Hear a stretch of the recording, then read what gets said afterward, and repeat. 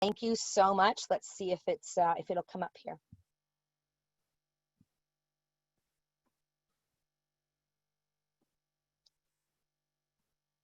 All right. Thank you so much for joining us today. My name is Jody Hammer, and I am the Career Services Specialist for NPCA's Global Reentry Program. And I'm excited to be here with you today to talk a little bit about avoiding burnout. So really, we're going to talk about identifying and avoiding burnout, both in the job search and in your regular lives, right? Some of you are probably working professionals who might be looking at making a career change, or just looking for insight on avoiding burnout, and it's very applicable to both. So we're going to be talking about that topic today. And I remind you that you can use the chat box if you want to submit any questions. We welcome your questions throughout, and I will take them as much as I can, and Lexi will help me feed them to me if I'm not getting them on my own. So without any further ado, let's start into the presentation. And just a reminder as well, I have a few slides to share, but this presentation, it's really more of a conversation, and I want to get your input on maybe what are some of the symptoms you've felt maybe for burnout, or ideas you've had for combating burnout, and all of that. So hopefully it'll be a nice interactive session. So let's talk about first defining burnout, right? Because burnout is, it's definitely a real thing. And it comes down to being a state of emotional, physical, and mental exhaustion, right? And it's generally caused by, prolonged stress. So, so that's how I would define it, right? But it occurs oftentimes when, you find yourself, overwhelmed by whatever that is in the job search, overwhelmed by maybe how long the process is taking for you to get a job. Or overwhelmed by one more resume, and you always have to, tailor them, and that's really, difficult. So there's lots of things that lead to it, right? An inability to meet, constant demands. The job search is really long. There it can be, right? On average, on average is the most recent I'd heard before the pandemic was about 5 months. It could be, right? Now you throw the pandemic in there, and that's a whole nother ball game. A lot of things have slowed down, and there are some things that are still hiring though, so keep the faith. But job search burnout is, I'm talking about now burnout in general, right? And then there's job search, and there's the other kind of burnout. So we'll be kind of comparing those, right? Lots of similar symptoms, but job search burnout, is basically, when you're in the process of doing a job search, right? And you're just feeling so overwhelmed. You maybe have just given and really just, been pushing yourself hard to get X number of resumes out per day, per week, per whatever, right? So that can be really difficult, right? And that can cause, burnout, where you just feel you're unable to to go on. And we'll talk about some of the actual symptoms, okay? But other kind of burnout with your work, it may be that you just have, you've just been working so long and so hard and just not able to, draw those limits, right? Establish good, healthy limits. And, you're getting to a state where there's always more work to do, right? And yet, you've given and given and given. And at some point, you reach a breaking point, right? Where you just can't, you feel like you just can't go on, in this, situation. You just feel paralyzed by maybe, things that normally aren't that difficult for you, right? Overwhelmed by things that normally are simple tasks, right? That's a huge sign that we'll be talking about as well. So that's what we're going to talk about a little bit today, and hopefully have a good conversation about it.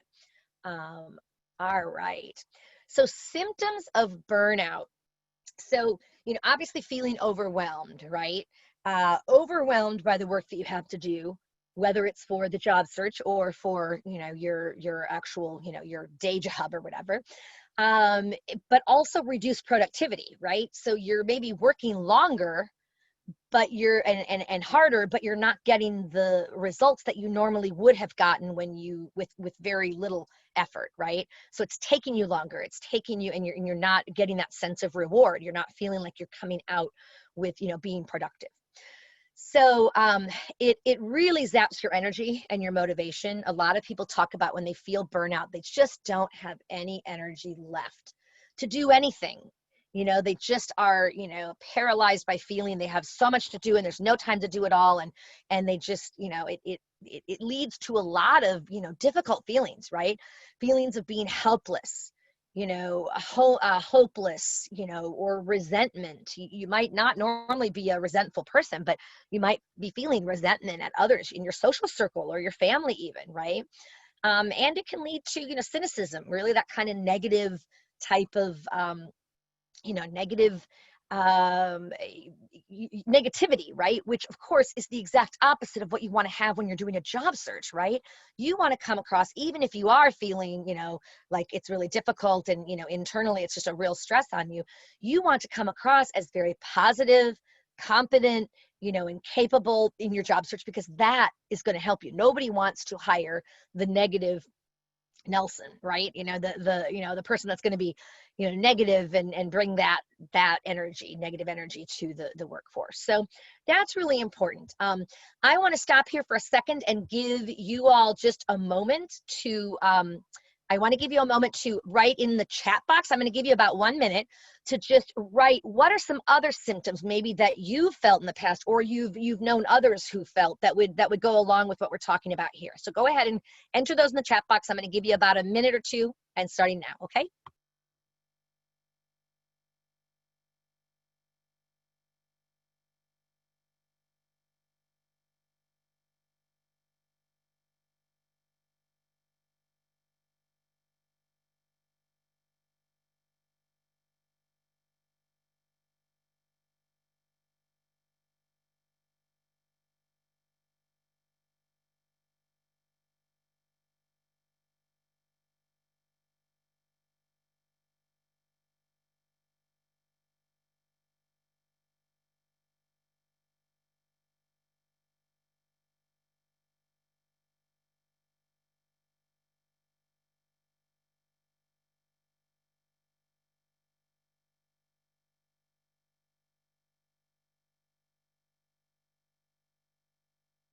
Okay, let me look at the chat box here and see what we've come up with. Anyone share anything about symptoms?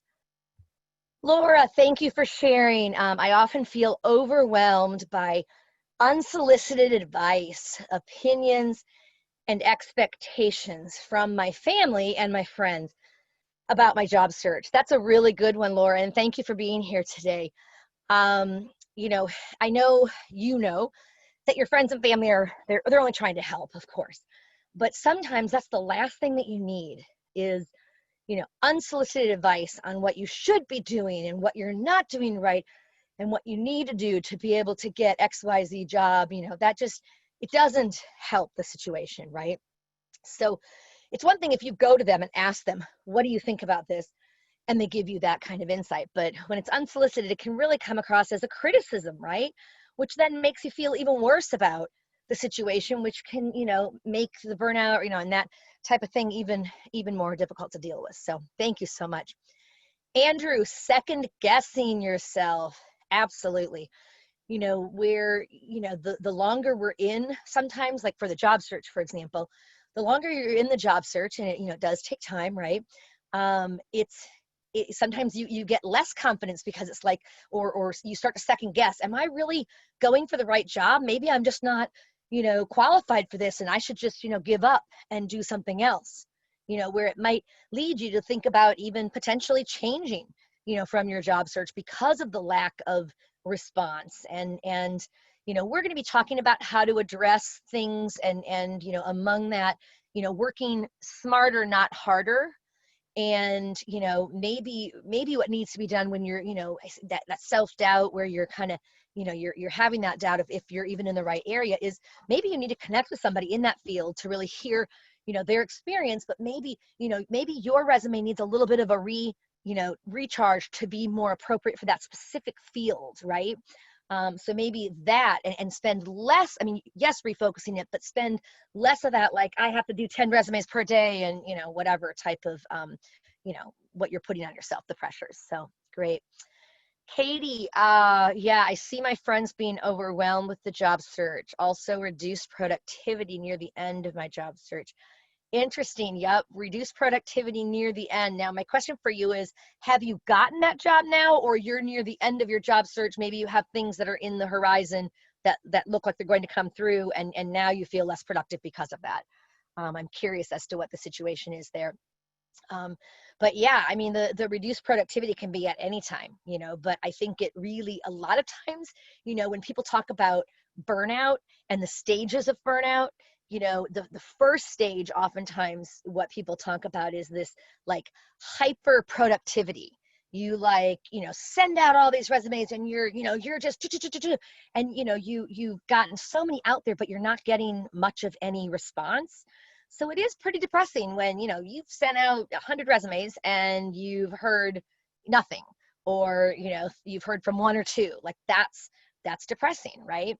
Um, so yeah, that can be difficult, but that whole feeling overwhelmed and that reduced productivity, it's so common. Absolutely. Oh, you got your job in August. Congratulations. That's great. Glad to hear it. I'm going to go up a little bit because I noticed that Anne is here as well and shared rampant insecurity. Will I get a job? Do I know enough? Will I earn enough? Absolutely. And that's so much part of the job search, right? It's not only getting a job, it's getting a job that's going to pay you enough to live in the place that the job's located, right? And am I really good enough? That's that self-doubt kind of thing, right? And insecurity of will I do okay in this? If they do hire me, will they be disappointed? Will I disappoint them? Will I disappoint myself? Will I fail?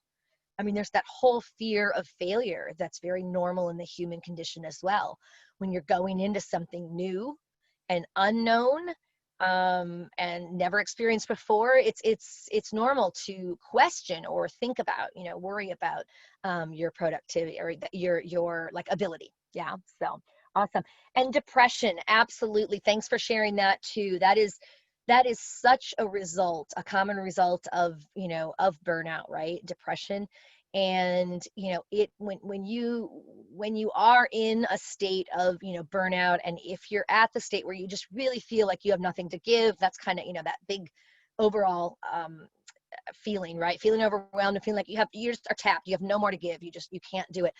I have a slide on this later, but on, really tapping into resources and, getting, assistance for your mental health, your emotional health, your physical health. So all of those are equally important.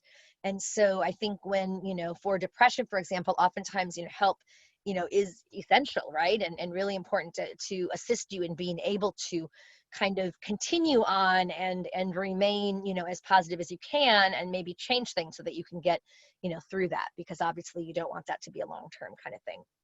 So great, thank you everyone, you really came out with some great things. You were definitely not crickets here. I appreciate that. Wonderful. So that's some of them. Now this is kind of general burnout, right? So this could apply to job search burnout. It could apply to your regular, when you have a job. How many of you, just think to yourself, have been in a job before where you experienced burnout in a job? And what was that like? What other symptoms did you maybe have in the job burnout versus these general ones that we've talked about? You can dump your answers in the chat box, and we'll go forth and discuss some more of the symptoms. But it's very common in the workplace, and especially in jobs where gosh, when they're in difficult economic times, or reduced staff, that means more work and less staff. So that's like that obviously can promote and lead to burnout when you suddenly have two jobs to do, not two paychecks mind you, but two jobs, or a job and a half even, and you're getting paid for one and that was the time for one. It's tough. So Sarah, good point about teaching and doing grad school at the same time. Wow, absolutely. If that's not a recipe for burnout and potential depression and not feeling productive, it's that is so much. I mean, you are doing, if you are teaching, you're doing a full-time job, and hello, right now in this environment with COVID, that's an extra level of crazy that's, thrown on there with, teaching and the expectations and all of that. And then on top of that, doing, your graduate school at the same time, whether you're going full-time or part-time. I mean, it's a lot, and grad schools, it's not easy. So that takes a lot of your time. It reduces your sleep, amount, all of those kinds of things that can be really, really difficult. So let's see another. Holden, thank you for sharing. In my last 2 jobs, I got busier and busier in my second year and stopped using paid time off. Oh gosh, Holden, that's really unfortunate. I mean, the paid time off is for that reason, to give you that break, right? But you, like many, right, it's very common when you're feeling burned out and you're feeling like you can't get on top of everything, right? You're overwhelmed by things. So the thought of taking a day off seems even more stressful, because it then means when you come back the next day, you have a whole extra day worth of, lost productivity, and, that you've got to make up for. So it's very common, unfortunately, that people do make that mistake, and you're not even using your time off, but you definitely need to. That's important. So excellent. Let's see, Sarah, I'm recovering from that. Yes, I graduated. Excellent. Awesome. Congratulations for graduating. Sarah, that's great. That is a big accomplishment. So wonderful. So let's go on and talk a little bit about, the signs of job search burnout. And this is specifically, and some of these things relate to the regular one as well, right? Like the first one, of course, feeling overwhelmed by and stressed by simple tasks, right? So in the job search arena, that might mean, for you, the thought of tailoring, a cover letter for a job or adapting your resume for a job is just completely overwhelming. Like, it seems impossible. You just can't do it. You just don't have it in you to get that done, right? So, and that's not normally the case, right? When you started out in your job search, you were certainly able to do that, right? But other simple tasks too, right? Making a networking call, you might, resist doing it. You just put it off because you're kind of insecure, or, not feeling as confident about yourself. Another aspect, and this one again can be for both job search burnout as well as your regular, job burnout when you're working, and that is the poor health, right? So it's physical and mental, as we've already commented on. There's anxiety, worry that could literally be keeping you up at night, right? That mental anguish that could be keeping you up at night or making you not sleep well. And you should be getting 7 to 9 hours of sleep a night is what they say you really should be getting for proper health. Now, certainly there are times in your life where you're doing, grad school like Sarah and working, you're not probably going to get that like 9 hours, and maybe even that 7 sometimes, but you want that as your goal in general, right? Because poor sleep does increase the feelings of burnout. It increases your intensity of your mental anguish, your anxiety, your worry, all of that. When you are not rested well, you can't deal with and take on those things. Sometimes you become then more forgetful. Well, it's sleep deprivation, right? That obviously makes you more forgetful. So definitely. Also just feeling irritable. Like, do you ever feel, just like you just feel overall irritable, and that's not your persona. Like, normally you're the more positive person that people seek out for advice, but you're just feeling like little things just irritate you to no end, right? And you become really frustrated. I know for me as a parent of a young child, I sense sometimes with COVID, when it all came in, and in the spring, I would get so irritable much sooner than I normally would with my child. And it was because of the stress of COVID and trying to play, homeschooler in essence, right? As well as do, a job, and, staying up late at night and doing the job into the middle of the night, and, trying to just get things done when I could. But, that's not it's not a very good state to be in. So feeling irritable is very common with job search, burnout. And it also a lot of times is directed at, like, why won't anyone hire me? I can't believe they, went with this person or whatever, then another candidate. I had, it can be in a lot of ways that it can come out, right? But a lot of times it's more irritable and frustrated at yourself, like, thinking you should have, shooting on yourself, as I call it, right? where it's, I should have done this. Oh, I should have done that to my resume. That could have made the difference and I maybe would have gotten the job. You do all of this like, thinking where you overthink things. Whereas what you really want to do is take that experience, what you learned from it, and then move on and apply what you learned in the next one. And so one of the things that I talk to people about in the job search, with getting rejected, right? When you get rejected, which rejection is a part of the job search process, right? It's very common. Very few people are going to get every job they go for, right? So you've got to get yourself accustomed to, rejection, but it doesn't make it easier when, you put out so many resumes, you don't even get a response, or you get a response and you get, you go to the interview and then someone else gets chosen, right? And so people get really frustrated with that, right? And they think, gosh, I'm never going to get a job. I got to the interview, but I didn't get the final, whatever. Well, I always tell people you got to relook, kind of reframe how you're looking at that. If you got to the interview stage itself, the first interview, right? Or maybe only interview, depending on the job, and you did not, you made it to the finalists right there, because they're not going to be interviewing 20 people. They're going to be interviewing, chances are 3, maybe 4 or 5. Generally, it's between that. So in other words, you've made it to that final stage in the top, 3 to 5 people for the whole job out of hundreds of people generally, right? And I know you're thinking, yeah, but I didn't get the job. Well, what you want to hold on to is you're doing something right because you got to that interview. So maybe you could now spend a little more time on your interviewing and, okay, well, how could I maybe tighten up my interview responses? Maybe the behavioral questions they asked, you could, do the prefacing that we talk about where you set the context and talk about what you did and the outcomes, the accomplishments when you're answering those questions, so that it could be, even stronger, right? But try to give yourself credit for even making it to what you did. And then secondly, one of the things that I always recommend, and those of you who've listened to other webinars that I've done have heard me say this time and again, and that is to do a thank you for the rejection letter. When you do find out from a company that, you were like in the final, right? And they had the interview or even the second interview, and then they went with another candidate. You find that out instead of just going, oh, darn, I didn't get that again, dang it. And getting all over yourself and, down. What I recommend you do is you reply to them timely and say something to the effect of, thank you so much for letting me know regarding your selection decision for the XYZ position. Although disappointed to have not been chosen, I wish you the very best with your candidate.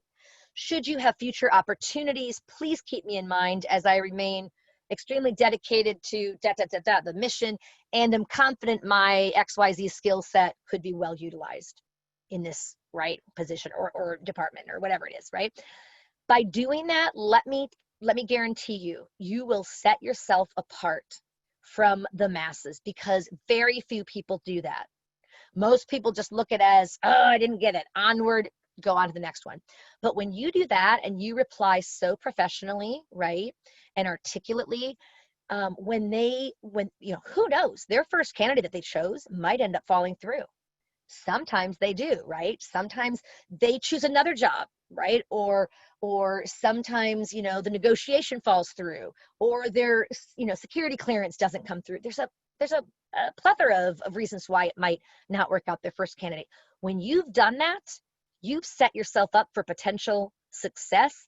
If, for example, that other person didn't take the job, who are they going to think right offhand, wow, we should go with Susan. She was, she came back and actually, emphasized, why, she really was interested in the job and thanked us, even in the face of rejection. Like, you could well get that job or a future job.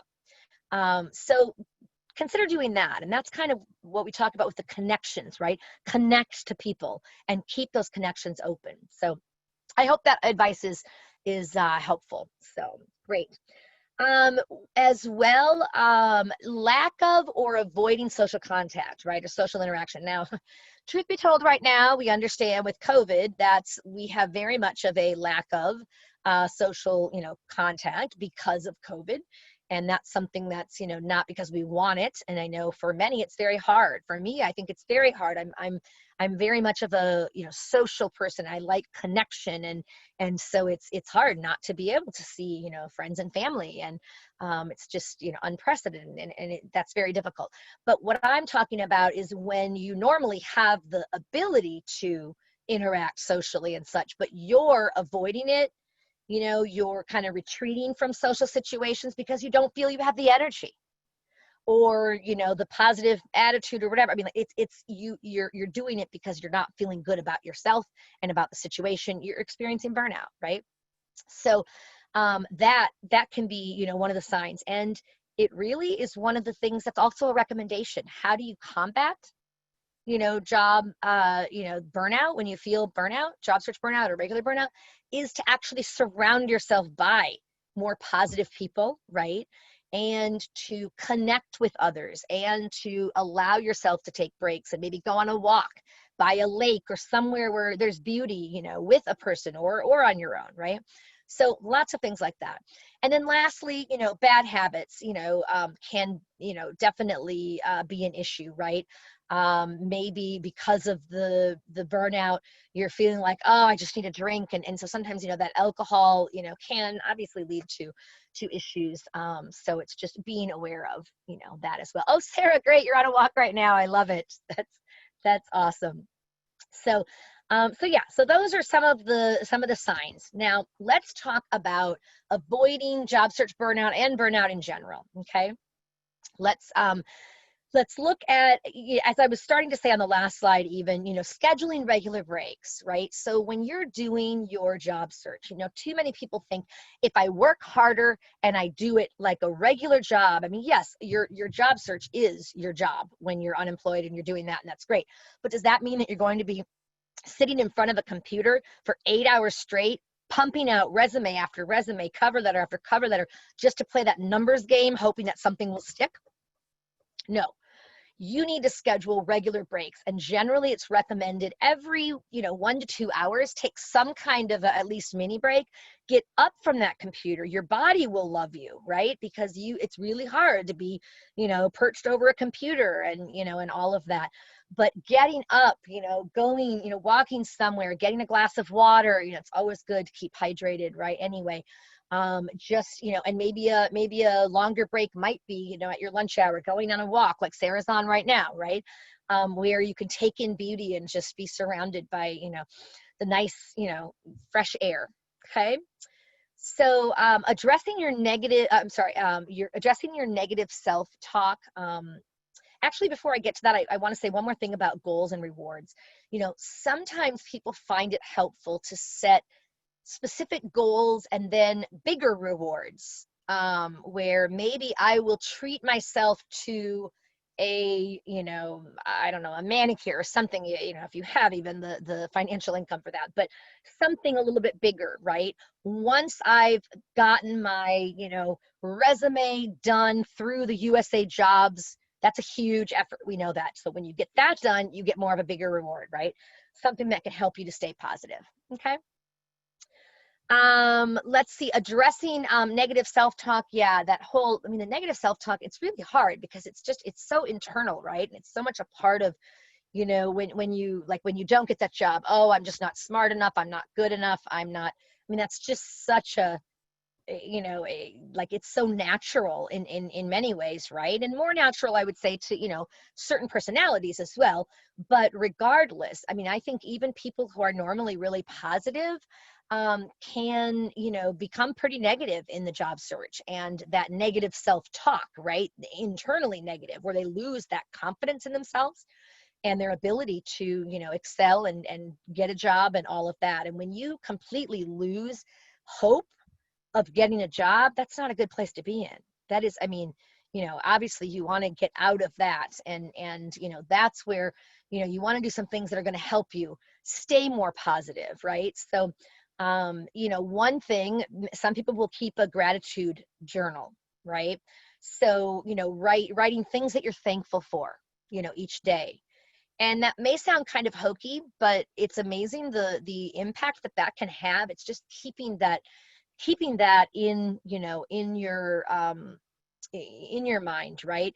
One of the things that with, I have a 7-year-old daughter, and we do a thing called, rose, thorn, bud.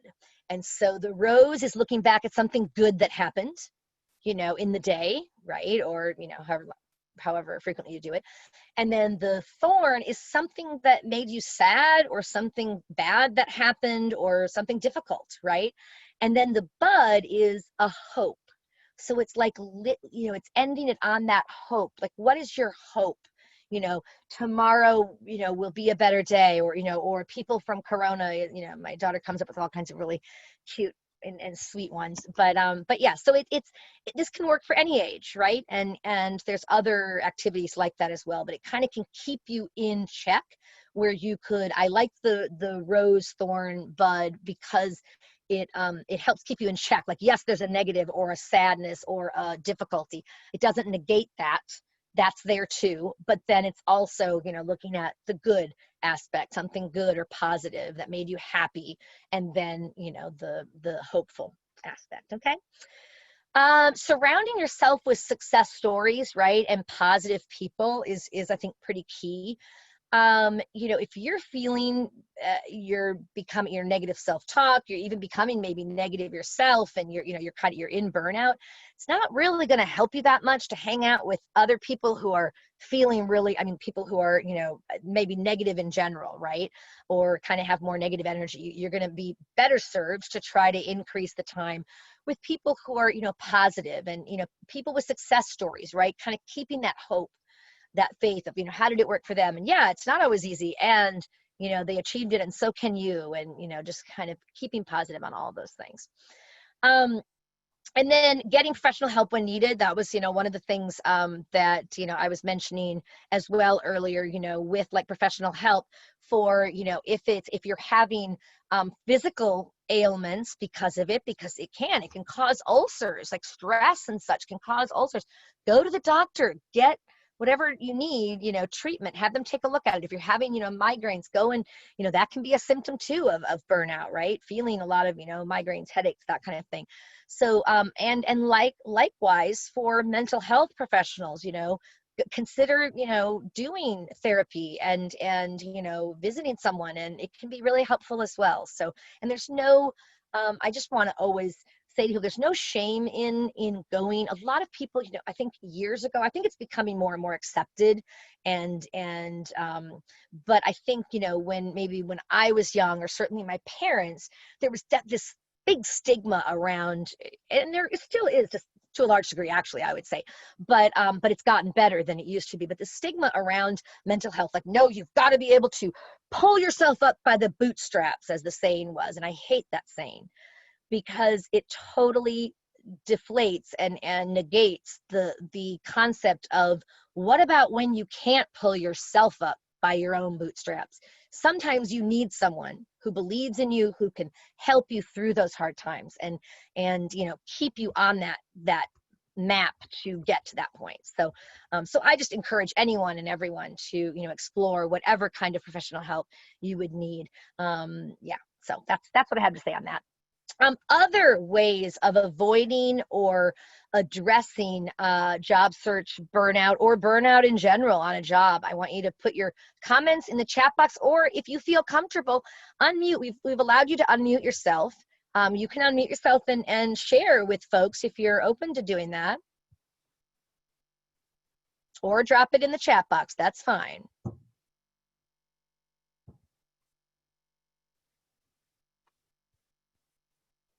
Let's see here. Other ways to avoid burnout.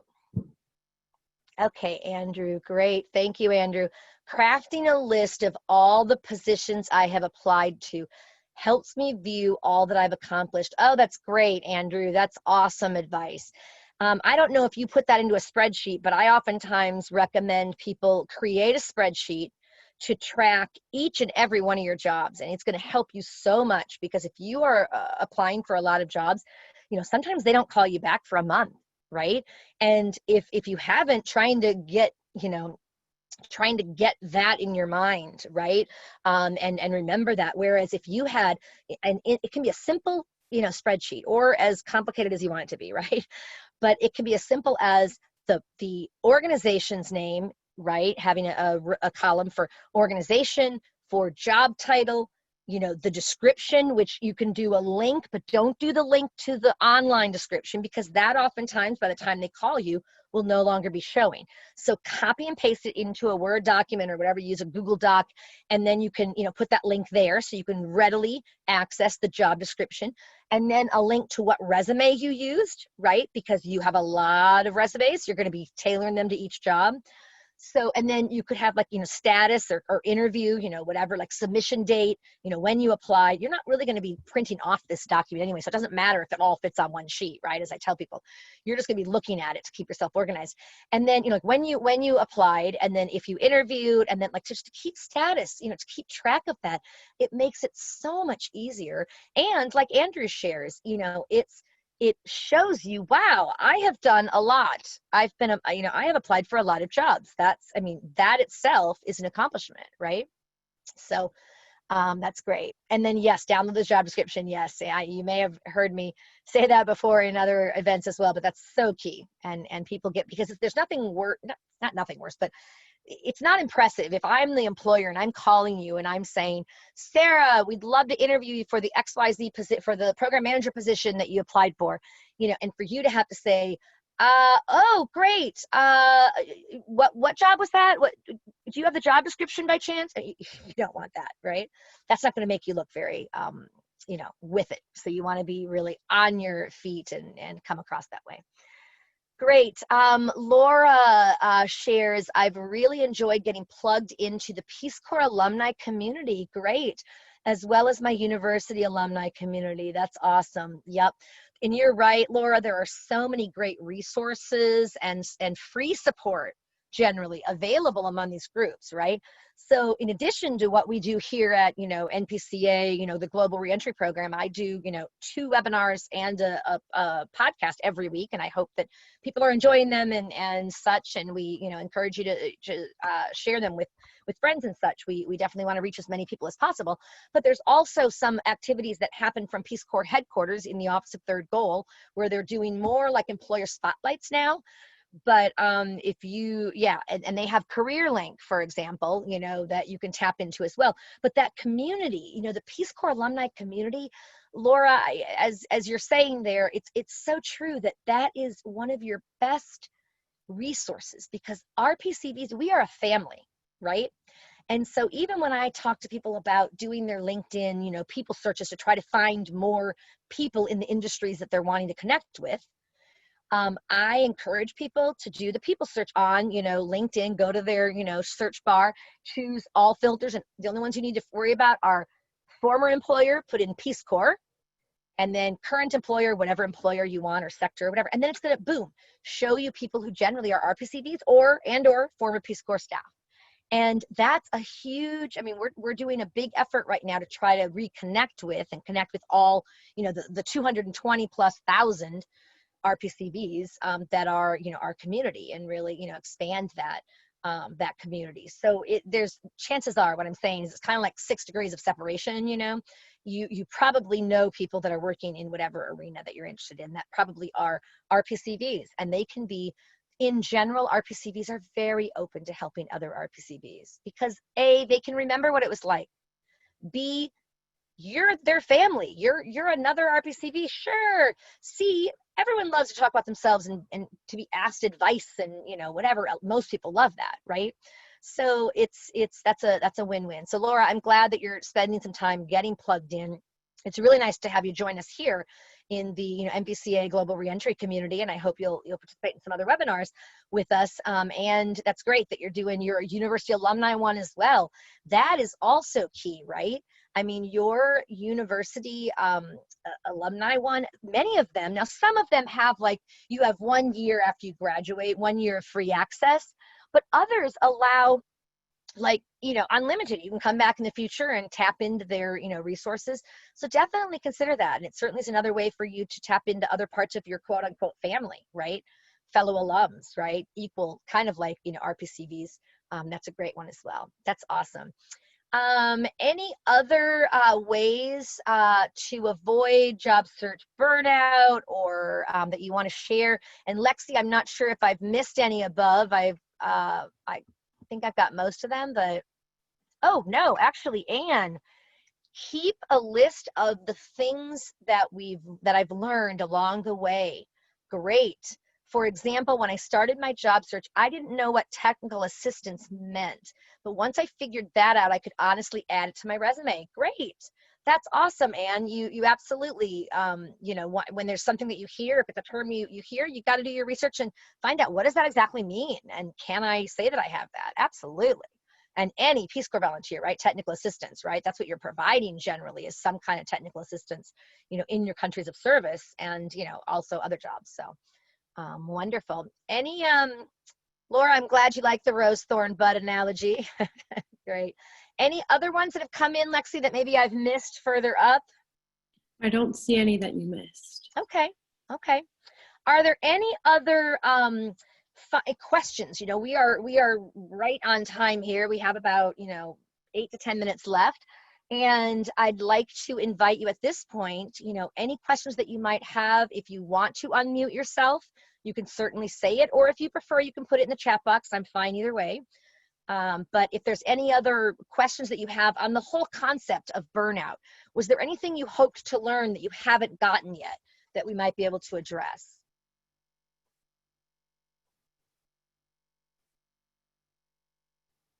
Or any tips or advice you'd like to share, of course, as well, equally welcome.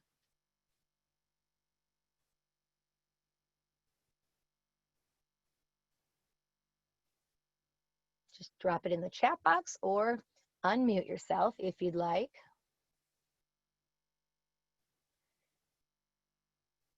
I'm allowing the most uncomfortable 7-second silence, which is what's recommended. It seems Jody, like I'm going to sign off now, but I just wanted to say thank you so much for. Oh, I'm so glad you joined us. And it's good to hear your voice again. And Thank I miss you and hope you're doing well. Thank you. I am, and thank you for joining us. And you take care. Bye, Jody. Bye-bye. I was just going to give a little advice, I guess, for the job search. Can you hear me okay? Yeah. I was just that I feel like what you were saying really makes a lot of sense about maybe not having a numerical goal, but like just to like try and come at it from a place of abundance. I feel like I did some sort of webinar recently, and the host was saying like, try to not come at it from like being a desperate job seeker. Try to come at it as like you're a whole person. That is great. I feel like it's really helped, because I feel like I stopped having my goal of like, I need to apply to 40 jobs in a week, and the 5 that I've applied for, I've heard back from like all of them. So which is honestly like a lot more successful, and I'm feeling a lot better about it, you know? Oh, that's awesome, Sarah. That's like spot on. You've reduced the amount. It's quality over quantity. And when you're it's actually things I'm really interested in, though. You know what I mean? Or things I would take. Yep, and that's just such a great, that's great to hear that you are doing that. And you know, it reminds me of the whole fact of, you know, the mindfulness aspect, because one of the things that didn't come out when we were talking so far was in job search, you know, burnout in general, trying to tap into like mindfulness, right? Taking time. It's a huge movement now. And it's really important though too. Yeah, and really just tapping into that, you know, mindfulness and you know, and then like yoga and, you know, meditation, those kinds of things also are really helpful to kind of ground yourself, right? Exactly. Wonderful. I love that. Come to it as a whole person. That's powerful. Great. Anyone else care to share? Not to put anyone on the spot.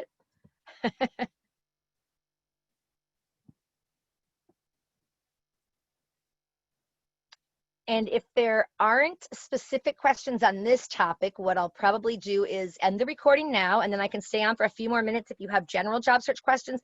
Otherwise, you can always reach me at jody@rpcv.org. That's the shortened version. Or you could also reach me at careers@peacecorpsconnect.org or jody@peacecorpsconnect.org. Okay. So thank you everyone for being here today, and we wish you the very best with your job search or whatnot, and please keep us posted on your progress too. Make it a great day. Thanks.